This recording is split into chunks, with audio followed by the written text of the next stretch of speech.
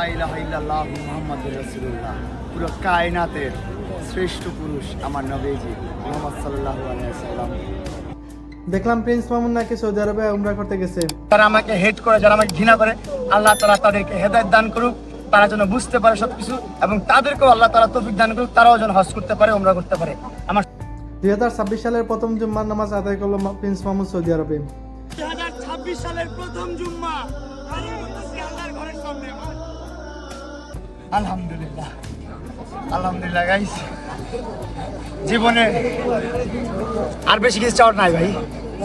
আল্লাহর ঘরে আসতে পারছি, কাবার ঘরটা ছুঁইতে পারছি, চুমা দিতে পারছি, আলহামদুলিল্লাহ, আমার জীবন সার্থক। তো সবকিছু ছেড়ে আমাদের প্রিন্স মামুন বর্তমানে ভালো হয়ে গেছে, আল্লাহর ঘর মক্কাতে গেছে এবং সেখানে উমরা করছে। সে বিষয় নিয়ে অনেক আলোচনা সমালোচনা হচ্ছে। অন্তরে অন্তরে মাওলা তোমার ঘর, সেই ঘরে বৈশা তুমি খেলছো আপন পথ। সৌদি আরব মামুন উমরা করতে গেছে নাকি টিকটক ভিডিও করতে গেছে? উমরা করতে এসে কেন আমি টিকটক করি, এটা অনেকের প্রশ্ন। আবার অনেকে বলে উমরা করতে গেছে, টিকটক করতেছে, তার উমরা হবে না, হজ হবে না, এটা হবে সেটা হবে না। ভাই, এগুলো কবুল করার মালিক একমাত্র আল্লাহ। লায়লা খালাম্মা পর্দাশীল হয়ে গেছে। দুনিয়াতে যদি বিচার না পান, আল্লাহর দরবার বিচারটা দিয়ে রাখেন, সেদিন বিচার হবে। আহকামুল হাকিমিন আপনারা ঠকাবে না। যেহেতু প্রিন্স মামুন সবকিছু ছেড়ে ইসলামের পক্ষে চলে আসছে, সেহেতু আর আমাদের লায়লা খালাম্মা দেরি না করে পর্দাশীল হয়ে গেলেন এবং ইসলামের অন্তর্ভুক্ত হয়ে গেলেন। যখনই এই ছেলেটাকে নিয়ে আমি ভালো কিছু বলার চেষ্টা করেছিলাম, তখনই এডিটার মাইরবা ভিডিওগুলো আমার চোখের সামনে চলে আসে। যে ছেলেটার জন্য লায়লা খালাম্মা এই জায়গা থেকে এই জায়গায় চলে আসছে, তো তাদেরকে নিয়ে একটু সুনাম করা যায়।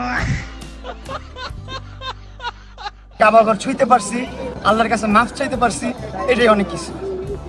কারো প্রতি কোনো ক্ষোভ নেই আমার। আল্লাহ তাআলা, আপনি জান্নাতে যাবেন কিনা ঠিক জানি না, কিন্তু ঠিকই জেলে যাবেন। তার জন্য আমাদের লায়লা খালাম্মা সেই পথগুলো ক্লিয়ার করে রেখেছেন।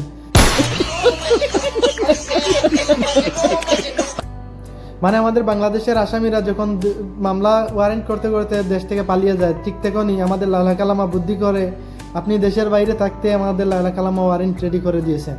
আপনি দেশে আসতে দেরি হবে, আপনি জেলে পড়তে দেরি হবে না। আরে লায়লা খালাম্মা লাংরা, যেহেতু যারা এই ভিডিওটা পুরো দেখেছেন তাদেরকে ধন্যবাদ। আর নতুন হলে আমাদের চ্যানেলটি এখনই সাবস্ক্রাইব করেন, আর আগে থেকে সাবস্ক্রাইব করে থাকলে ধন্যবাদ। দেখা হচ্ছে পরবর্তী ভিডিওতে।